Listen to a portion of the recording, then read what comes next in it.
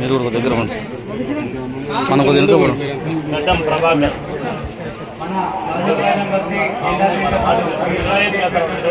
శ్రీ సిద్ధి విఘ్నేశ్వర స్వామి వారి నవరాత్రుల మహోత్సవాలలో చేసినటువంటి మన శాసనసభ్యులు శ్రీ కోనరెడ్డి రామచంద్ర గారికి, శ్రీ సాబిత్వాజన్న గారికి, మన వార్డు కౌన్సిలర్ నాభిరం గారికి మరియు మసూదన్న గారికి స్వాగతం సుస్వాగతం.